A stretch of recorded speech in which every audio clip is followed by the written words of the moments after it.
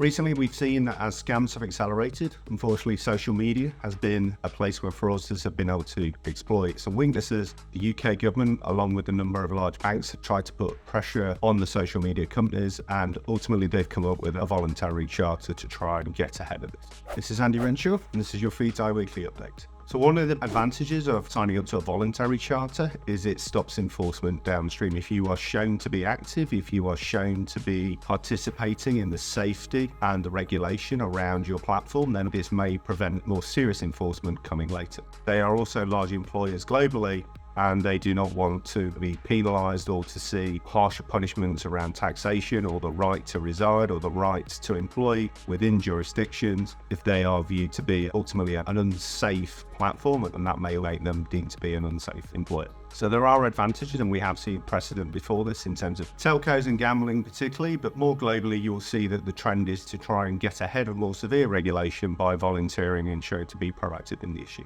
The other benefit to these companies is it gives them a way to actually make their platform safer and to also communicate this to customers. And we know that safety is a key part of the digital ecosystem. If people feel safe, they use these platforms more, and that will lead to benefits on the bottom line.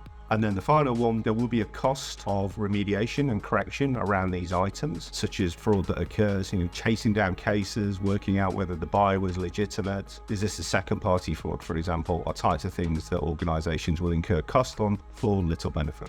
Over the next 6 months, we can expect these organizations to make changes around areas such as tracking cases. We could also look at more prevention methods, preventing fake purchases coming online in the first place. And also around the treatment for customers who do fall victim for these scams, we should see more standardized processes, better ways to communicate, better ways to share evidence. So a customer will benefit in that they should have a more clear and consistent communication path. Hopefully the platform benefits by being a safer place. And ultimately, we may see that the criminals find it harder to actually participate, and therefore the burden of participation is greater for criminals. We may also see potential unwitting mules becoming safer as they cannot be targeted as easily in the first place.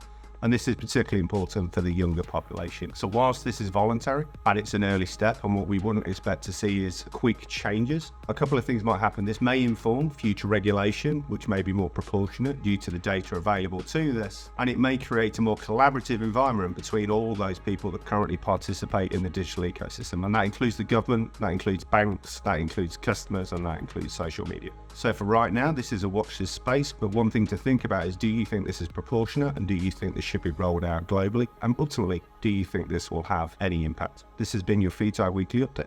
I'm Andy Renshaw.